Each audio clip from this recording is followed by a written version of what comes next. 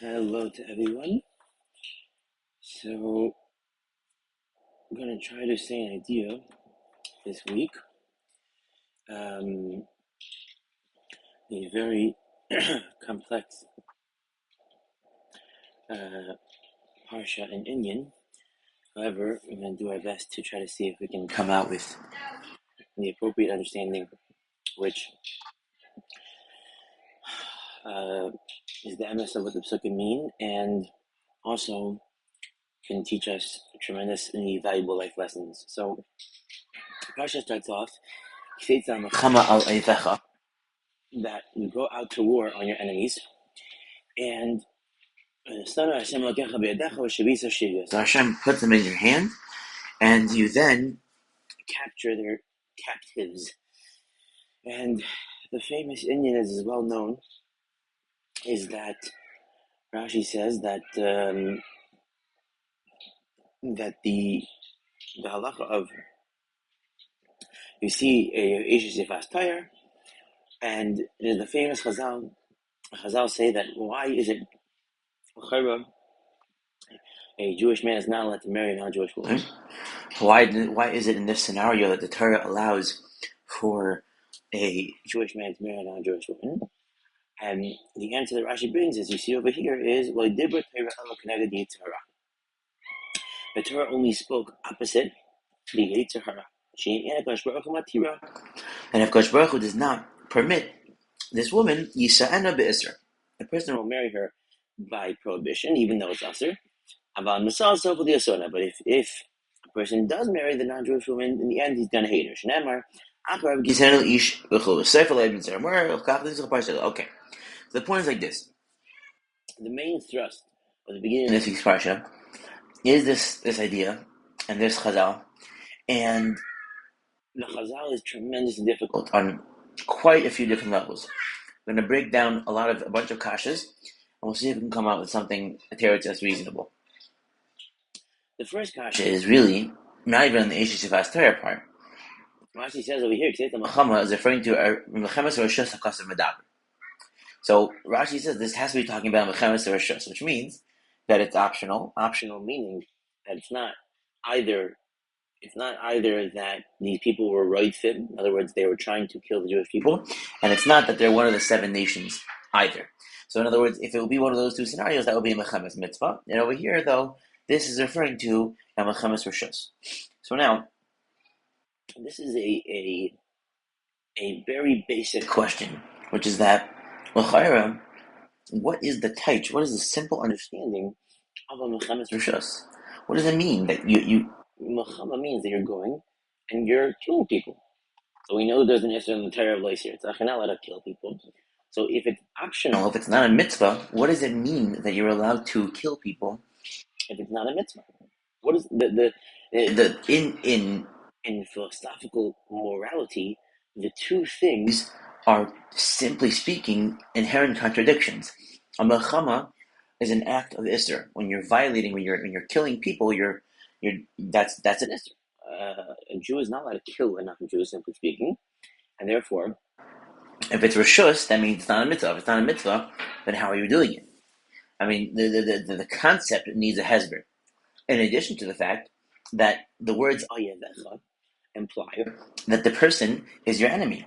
And if it's a Mechemes or a Rishus, then in what way are they your enemy? They didn't do anything to you. We're not discussing a case of a Roidif where it's a mitzvah to kill him back. We're discussing a regular Muhammad that Yisrael is waging. So how are they your enemy? Those are the kashas on just that pasuk. Then we go to the actual halacha of Yifas Tayar.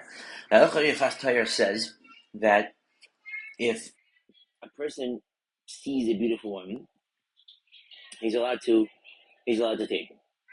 And it's a clear what you have over here in the Gemara in Kedushin. It's mamish a pliya. The Gemara in Kedushin says the following thing. Gemara says that even though it says Yafas Tayar, and Yafas Tayar means that she is beautiful, and therefore you have a base drive, sexual drive to have relations with the person. Still, the Gemara makes a drasha, which I'm going to pull up right now, and that drasha is that it says like this. It says v'chashakta, and you shall desire her. And the Gemara says afapi she'ena na'a, even though she is not beautiful. And this is a pleiistic Gemara in Kiddushin. It says in the pasuk v'chashakta, and the Gemara Darshan is based off that, even though she's not beautiful. Rashi in the Gemara says, "Becheshkoi tal hakasuf." In his desire, the pasuk was tailed, hung it. In other words, it's based on his desire. Afilu ina na, even if she's not beautiful. So now you have kimat a total stira. Your stira is first it says yifas tayr, which sounds like she's beautiful, and therefore, since she's so beautiful, and the person, has too much of a hard time controlling himself, so Torah, for some reason, goes ahead and says you're allowed to do it. And then you have a drush in the Gemara and the Kedushin that says that the word v'chashakta is coming to include a case even when the girl is not beautiful, or she's not beautiful. So what? You have a desire for a woman who's not beautiful. That's not a classic Tahara situation, because l'chara she's not even beautiful. So what is this idea over here? What is this idea? In addition to the fact that there is kama v'kama rayas that the word v'chashakta cheshek does not refer to the concept of taiba. The idea of cheshek is a desire for something on a level that is above the base desire for the simple drive to have relations. It is above that, and there's kind of a paras on that point, and it's mukrach that it's above that, because the Gemara is saying that it's even if she's not beautiful. You could teach that even though she's not beautiful, but this man finds her beautiful, and the Gemara is really just saying that, the Gemara is teaching us a lesson that that beauty is in the eyes of the beholder. But l'chara, that's not the part of the Gemara, because meaning that we don't need the Gemara to tell us that beauty is in the eye of the beholder. So if you find her attractive, so the person finds her attractive. That's not really the idea. The idea would be that there's an inyan of cheshek which is above the normal, above the simple base desire, and there's kind of a cover on that. So that's another thing we have to figure out. It's saying that it's kineged tahara, then it's saying b'chashakta, and b'chashakta is even if she's not pretty, you can still do it because you desire her. Why do you desire her if she's not pretty? Elamai, that's not the base drive for the desire of relations. So it's something more than that, and we have to find out what that is. Then you have a kasha on the base, on mamash the base svara. Base svara here, right here in the Gemara Kedushin is yafas tayar lo yidir b'ter al kineged yitzhara. Mutar sheyich Yisrael basar temusa shudais v'al nechli basar temusas nevelis. So the lesson of the Gemara is that it's better that the Jewish people should eat meat which is mesukenes. Rashi says it is about to die. It's meat of an animal which is about to die. It's a mesukan. Than it is for them to eat the meat of an animal that is already dead, which is an avela. And they're saying that the fact that Torah is matir makes it a mesukan as opposed to a nevela mamish. So the basic question, obviously, is, and this is a very l'chayra bothersome Gemara on a philosophical level, which is because of the fact that, simply speaking, the idea that a person has an overwhelming yitzhara for a certain reality doesn't mean that there should be a heter for that person to do the thing that he wants to do. If we were going to give into this structure on a philosophical level, then the whole Torah would break down, saying, "Oh, you have such a strong desire, so therefore, we're going to let you do it because you're going to do it anyways." What kind of swara is that? That's like saying, so you have a standard, and the person's going to evaluate the standard, so let's lower the standard. It's a very, very hard svara it's a very hard svara to understand what is the svara over here. And then, really, if you want, you can ask the kasha the other way. What is the point of HaKadosh Baruch Hu creating a scenario where he doesn't want us to do something, but he makes it that there's a Yetzer Hara within us that we're so overwhelmed that we must do it, and since we must do it, he allows us to do it, but he really doesn't want us to do it. The whole process seems almost silly. Meaning, we know that the Torah doesn't. The famous Chasam Sofer, because Baruch Hu never tests someone for any more than he's capable. So why would HaKadosh Baruch Hu create a Yetzer Hara which we're not capable of overwhelming? So he allows us to do the Avera which Yetzer Hara wants us to do, and then he says, "But I really don't want you to do this. So why did you create the Yetzer Hara, and why did you put a situation in a manner that would be overwhelming, and then allow us to do it?" I mean, it's a very, very hard. The whole concept over here is extremely, extremely difficult.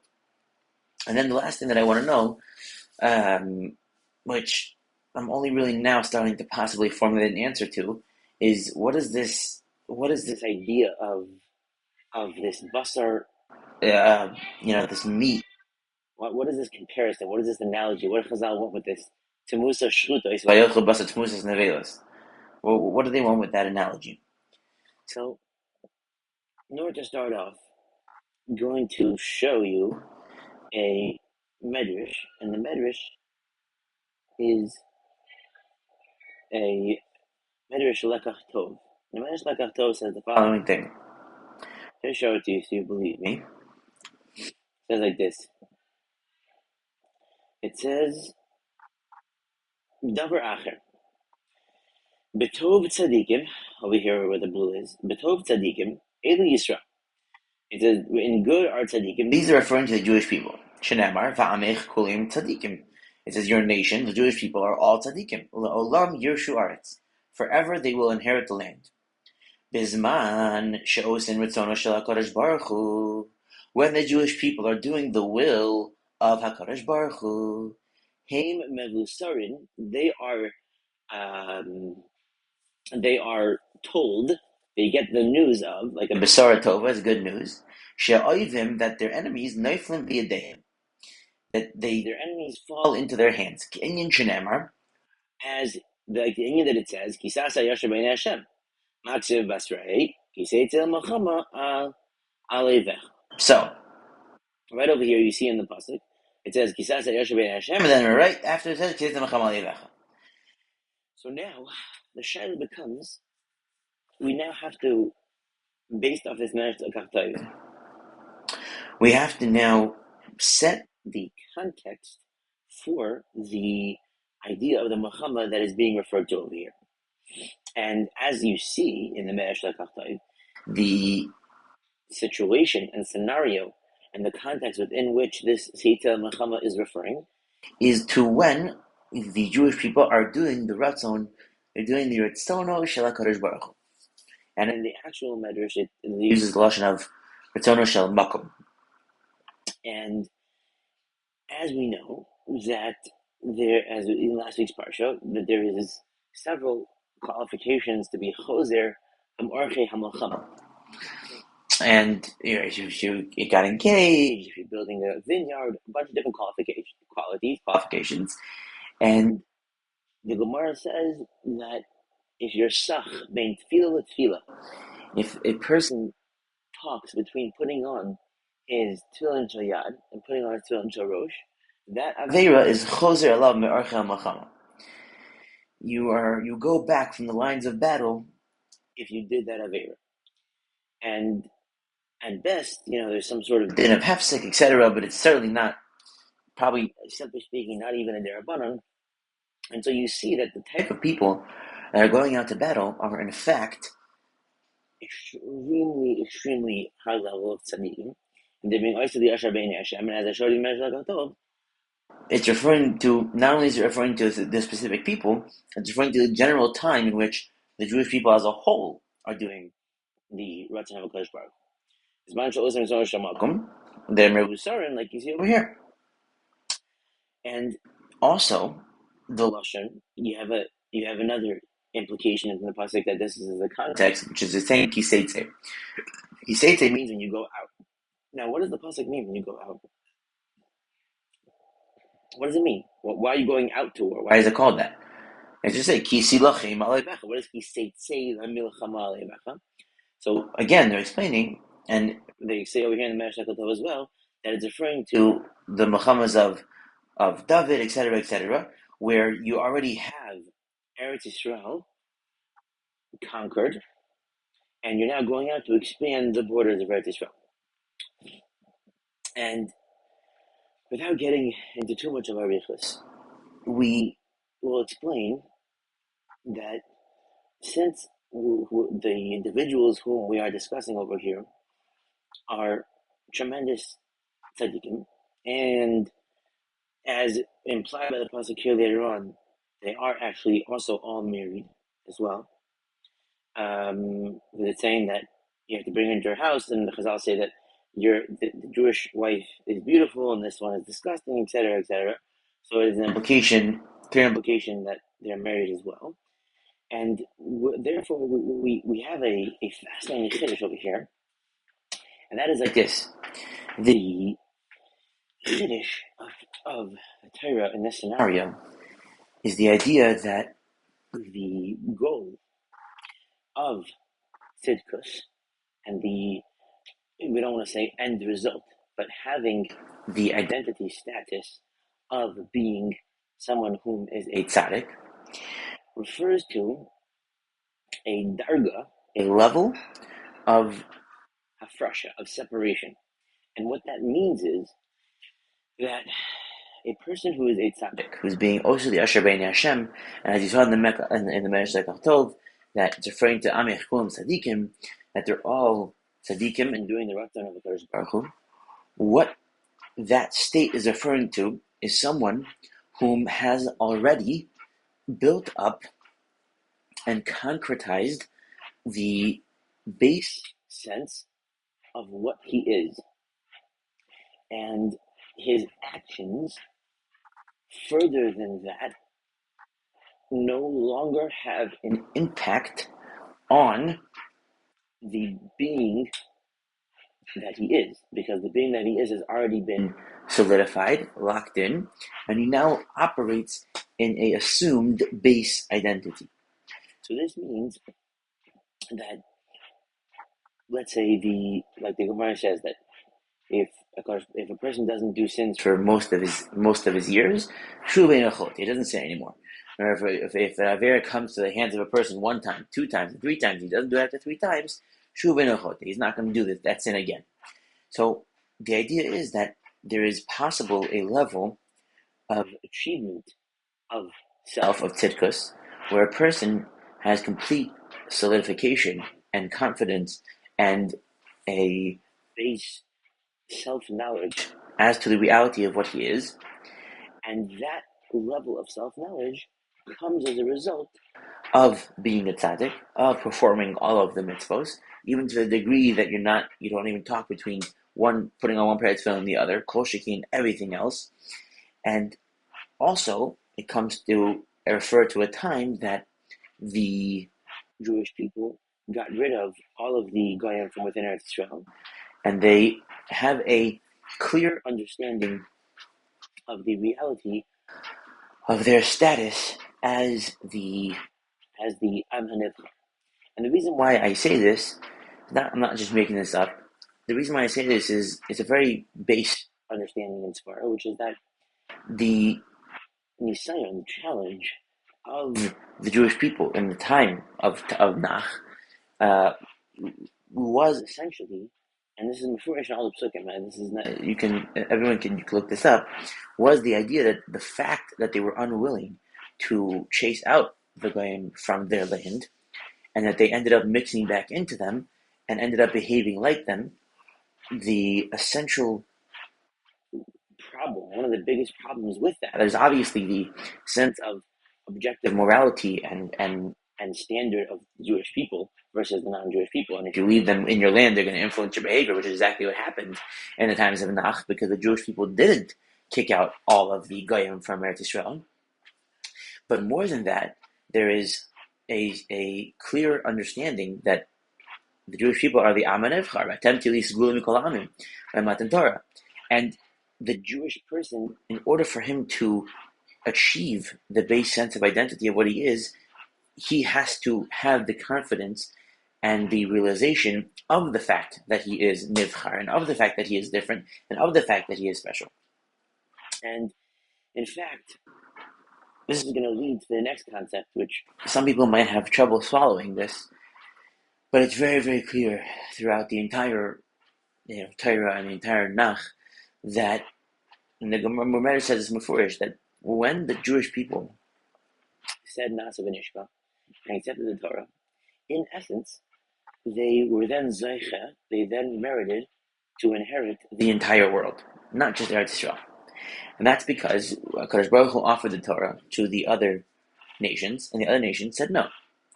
And very simply, when HaKadosh Baruch Hu created the world, he created it for a certain purpose. So he created it for the purpose of people accepting that world and using it as a gift from him to receive the utmost possible pleasure that they can, and that lies within a relationship with HaKadosh Baruch Hu, and to take upon the yoke of a standard of objective morality, which is the only way to be able to have that relationship with HaKadosh Baruch Hu. And that was the entire purpose of the world. So when the other nations decided to reject that relationship with HaKadosh Baruch Hu, when the Jewish people decided to accept that relationship, they were then zocha to the malchus of the entire world. And what that means is that the Jewish people's point of view and manner of systemization of reality is, and should, and does, and will reign supreme over all of reality, of all of the entire world. And it's very, very clear. There's no hiding. There's no trying to deny the fact that the evolution of Malchus Beis David and the concept of Mashiach, it's very, very clear that they're either ruling the entire world or they're not. In other words, there is the Jewish view of the world is never isolationist. We're not isolationists. Our view is to impact and be a light to the entire world and to rule the entire world. Now, the difference between the Jewish concept of kingship and rule and malchus and the non-Jewish concept is that the Jewish concept of kingship is the idea of being the basis of, as opposed to the non-Jewish concept of malchus, which is being dominant over. So in the non-Jewish world, when they say kingship and when they say rule the world, what they mean is that you create a reality of dominion over the world, and you squash and the self-expression and cultures and societies of everyone that's around you. That is the non-Jewish vision of what Memshala of Malchus, what that is. The Jewish vision of that is not to squash other people and dominate over them, meaning that they no longer have a right to a sense of self-expression, etc. It is rather to be the basis of, in other words, that we are the underlying manner of systemization, and the way that the world is viewed and systemized, that perspective has to come from the Jewish Melech, and he will reign supreme in that way. And in fact, the process, as learned in last week's Parsha, the process of the way that works is that as soon as they come to a city, they extend shalom. And as we've spoken about many times, shalom is the idea that a person is now coming and joining to another party and becoming part of their general way. In other words, they're becoming one with them. And that's the offer. Every time the Jewish people go to a city, they open the shalom, and if they refuse, then they go to war. And that fact now explains this pasuk. Why, if it's a Melchemes Rishus, why are they your enemies? Because the Melchama that we're talking about here is the Melchama of the Jewish people, and like David did, and ultimately Shlomo HaMelech resulted in, is the Milchama of the Jewish people, that once they understand and have confidence and are fully doing the Ratzon, the Ratzono Shel Makom, they're fully living in God's world, they're going in the straight path, and they're being also the Yashar and the Einei Hashem. So that state of being of the Jewish people is the state of being which needs to be the basis of the worldview of everybody in the world. And therefore, the intuitive and the next stage of that is for the Jewish people to go out and essentially offer everyone the opportunity to come under their general perspective and general understanding of the world and how it works, or otherwise go to battle. And therefore, the Milchama al Eivecha is if those people refuse to keep the Sheva Mitzvahs B'nai Noach and refuse to be under the general rulership of the Jewish Melech, so that they then become your enemy.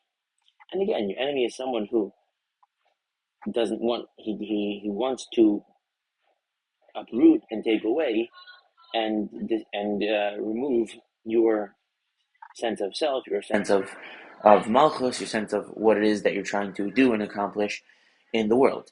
And therefore, that is why he's Eivech. So that answers the first question. Now we're going to try to answer the concept of Yefas Tayyar. So now again, so in the context, we're talking about tzaddikim, we're talking about people who are Osa Yashar B'Einei Hashem. So what does it mean now that Lo Dibur Torah K'neged Yitzhar L'Chara makes no sense? The answer is that because of the fact that these people are being Osa the Yashar B'Einei Hashem and they're tzaddikim, which means that they've undergone the process of Havdalah, they've separated their Yetzer Torah from the Yetzer Hara, meaning that they have a core base definition of a life and a family, and they're keeping Torah mitzvos, and they're 100% tzaddikim doing the will of God. What that actually means is that when they do an action, and this is an extremely high level that the Jewish people only reached in very specific times in history, when they do an action that is to satisfy the Yetzer Hara, that's all it does. When we say keneged, the brilliance of the Lashon of Chazal of keneged is that when two things are opposite each other, it means that the two things only take up each other's, meaning they're exactly in each other's shadow. When it says keneged Yetzer Hara, it's not pshat that what it's saying is that, the Yetzer Hara is so strong, therefore I have to satisfy him, meaning, and therefore I'm just giving it to the Yetzer Hara. It means that the only thing that is being bothered here is the Yetzer Hara, and therefore the Yetzer Hara is totally separate from the reality of the person's base sense of identity makeup, and therefore it is plausible to do an action which will only impact and will only have an effect on the appeasing of the Yetzer Hara, because that action will not have any impact on the identity structure of the Jewish person in question, because he already has achieved and solidified the basic sense of the reality of what he is as a Jew, and therefore the Maisa of relating to the non-Jewish woman in battle will not impact the identity makeup of what he is. And I hope this is not too. I hope these words are not too esoteric. What I'm saying, I think, is very, very base. In other words, a person goes out in the world, he establishes a sense of self. He has a family, he has children, he's doing Torah and mitzvos, he's an amazing, good Jew who keeps all the halachas, he's doing what's straight in the eyes of God, he has a relationship with him. That person has a solid, complete, real, finished sense of the reality of what they are. And they have separated the reality of their actions of meisim of indulgence from impacting the base definition of what they are. Meaning that when they do this action, that's not going to turn them into someone whom does that on a regular basis. As opposed to if a regular person who has not achieved and they're not on the level of the tzidkus, when they do that action will have an impact on their identity and it will shape who they are. Meaning now they are someone who had relations with a Goya. The chiddush of the level of tzidkus we're talking about here is that even after they do it, they're not someone who did it. That's the Chiddush. In other words, it doesn't touch their identity structure. And it's a very high level, but this is what the Torah is being megala to us. And it's a very, very fascinating concept. But this is the implication over here, and this is what it's saying, and that's the answer. And the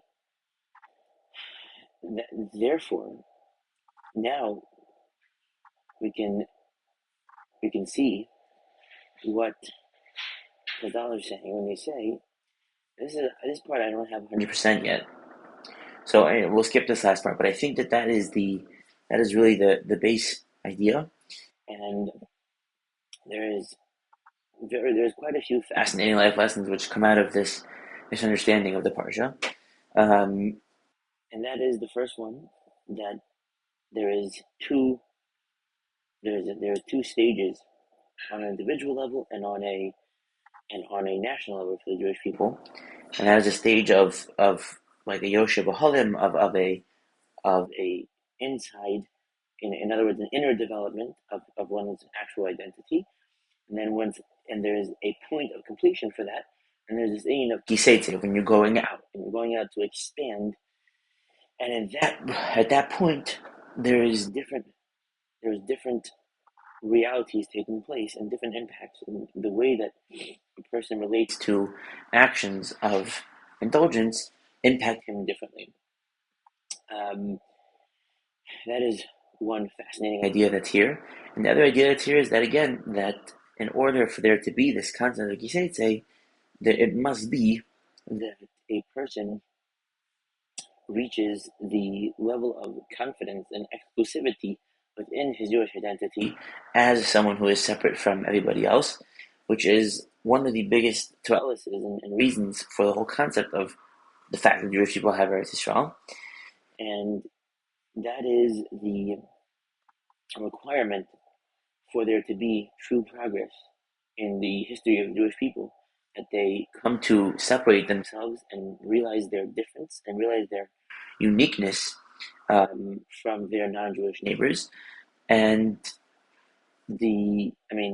for pretty much all of history, the Jewish people have struggled with this and have not achieved this reality and sense of self pretty much ever.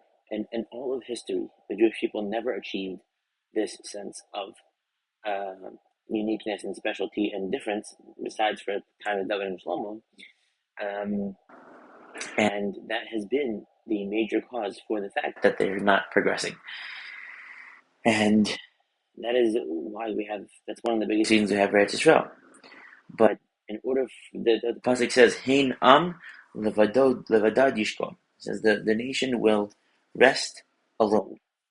The Jewish people only ever have rest when they realize that they are badad. They are extremely separate from and different and special in contrast to the non-Jewish people. And that does not mean, like a Jew here would say, it does not mean that they're better. It means that they are the basis of. They exist on a more real level, and therefore they are the basis of existence. They are the reason that existence is still existing, and they are the people for whom the world was created.